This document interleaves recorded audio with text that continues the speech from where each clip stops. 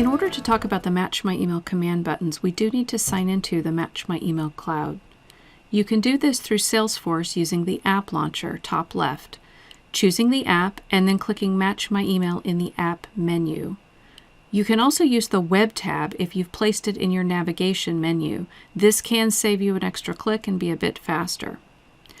Once you click that and you're going to log into your Match My Email account, let's clarify. The list of items you see are what is held in your Match My Email account on our servers. This is a view to that space private to each user.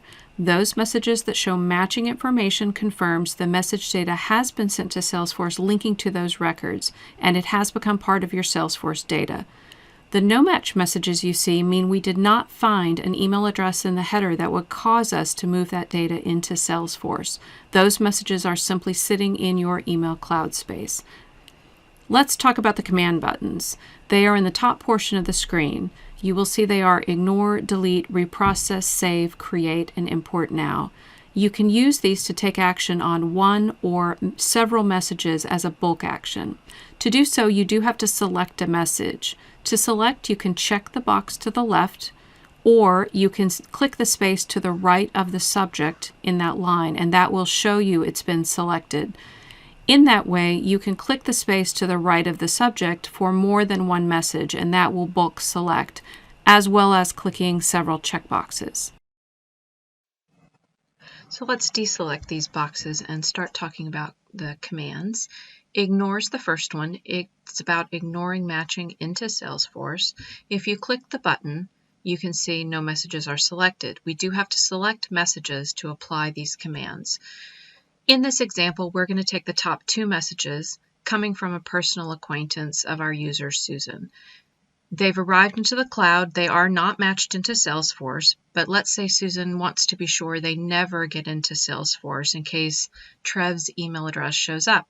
You can select a message, click the Ignore Command button. You are selecting that one message, and then you have a choice of ignore type. Skip address is the default.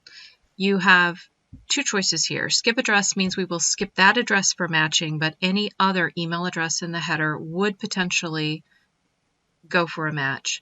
Skip email containing address means we will skip the email entirely for processing because of this one address. You can see behind in the addresses list, Trev's email address is listed with a check mark. That means that we have pulled that from the From field. Underneath that, you can see it says Add Other. If you click that, we will bring all other email addresses in the header into the list and check the box. So when you're creating ignore rules, it is very important that if you are especially using an ignore type of skip email containing address, you would uncheck any email address listed that is internal. So in this example, we're going to choose the ignore type skip email containing address. We're going to apply it to Trev's email address, and we are going to click apply. That will create the ignore rule. It's that fast, but the messages themselves have not changed.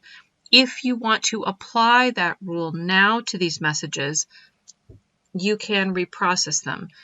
Any future message coming into the cloud will certainly get ignored.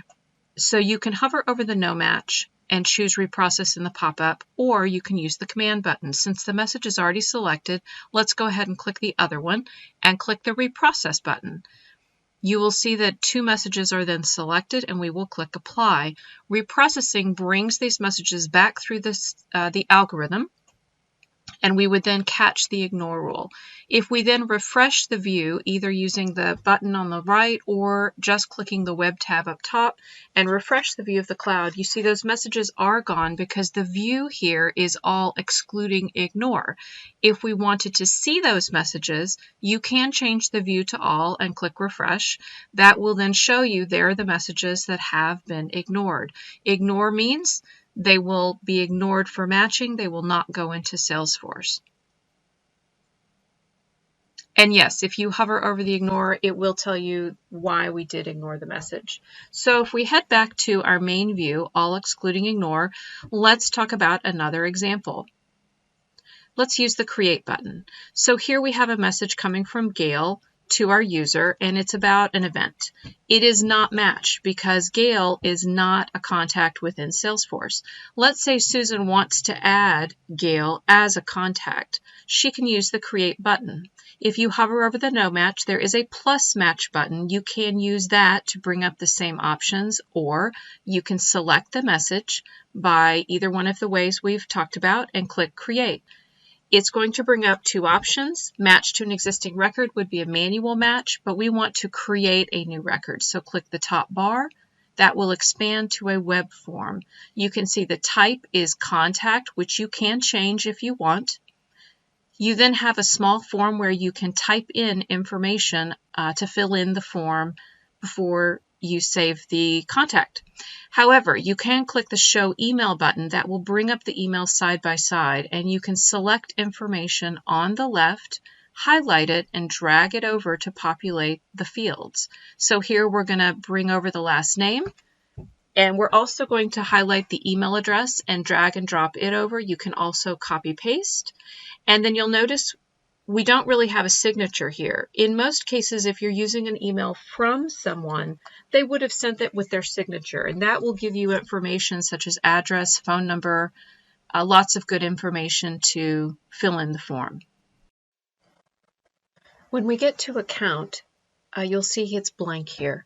If you type in a few letters of the account name, in this case, if we just type in Workshop, Workshop 8 is an actual account we already have. So we could choose that account, and this would create a new contact linked to that already existing account. However, if we were creating a contact with a brand new account, so in this case, let's just, as an example, type in Workshop Next, then if we were to move on filling in other parts of the form, soon our system would identify there is no existing account with that name. You can see it's red with not found. So if we click the plus sign, it says new. At the time that we do create the contact, we will also create the account at the same time. So click OK.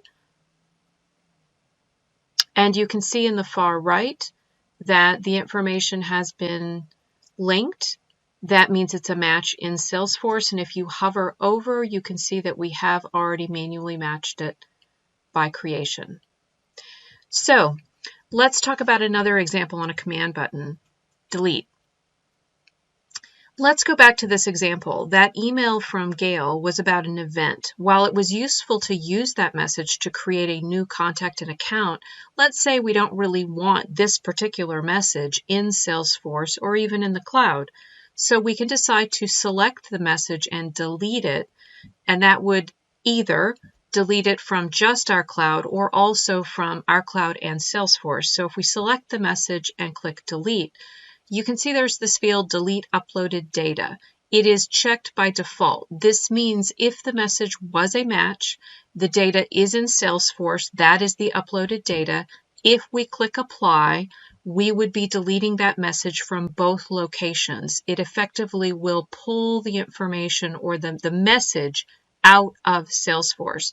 It will not remove the record we've created, simply the message that was matched.